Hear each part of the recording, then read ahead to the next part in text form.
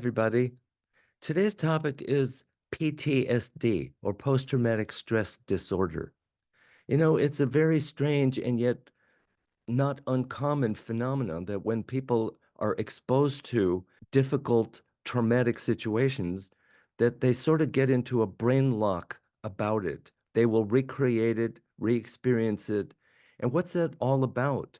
When we're in the throes of a traumatic event, we don't have time to process it, to really suss out what it means. We just feel a threat to our survival, and we will do whatever it takes to survive, that. People who were at ground zero at 9/11, people who are in any kind of a natural disaster, people who are assaulted, those are all really traumatic. That's not so easy to just say, okay, it is what it is, let's get on with life.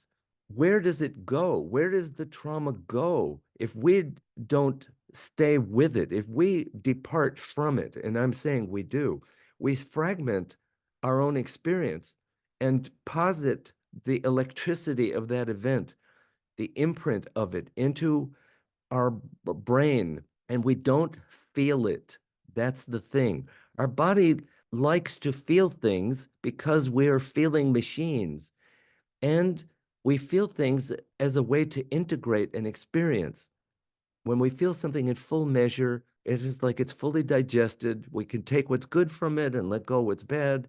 And it's like being on top of it or something.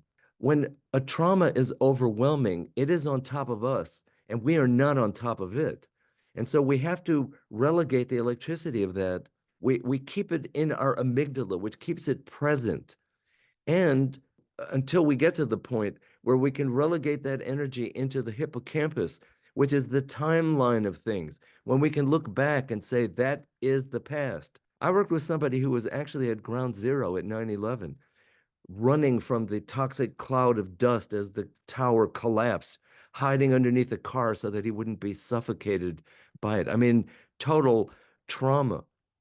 So for me to say to him, you know what, that was a long time ago, get over it, would be really insensitive, not helpful, and biologically simply not accurate. It is not the past for that person until they can fully digest it.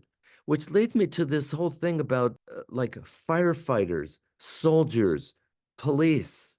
How is it that they are able to actually run towards danger, which we are, as humans, we are wired to run away from danger, right? Fight or flight.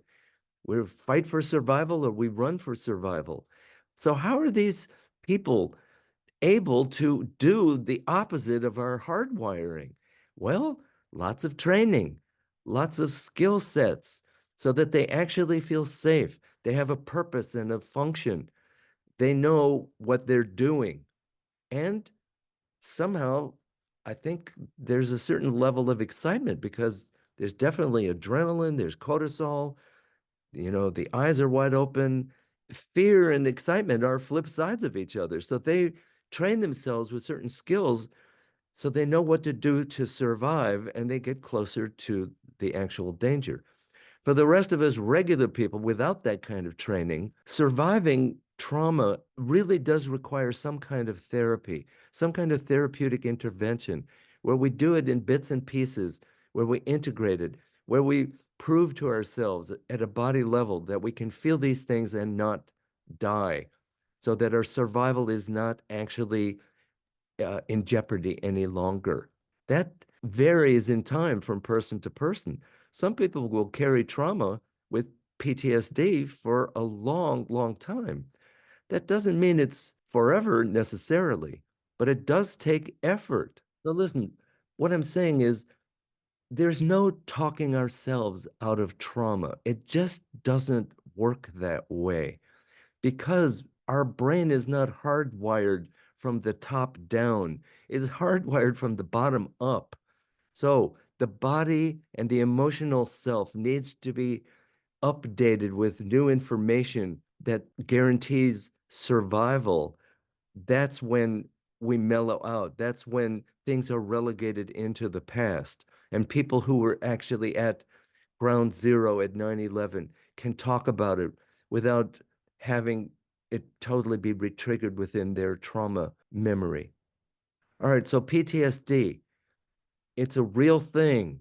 And on a smaller scale, we try to talk ourselves out of feelings and our real impressions of things all the time. And it's a stupid strategy. You know, cognitive behavioral therapy can be helpful, but it is not the way things get integrated. Talking about it isn't the main event. Feeling it and healing it, integrating it, that's the main event. So be gentle. If you've experienced or are still carrying trauma to some degree, get real help. This isn't about being a bad person or a weak person. This is about helping your own system integrate something that was overwhelming. Okay, be gentle. Thank you. Love you.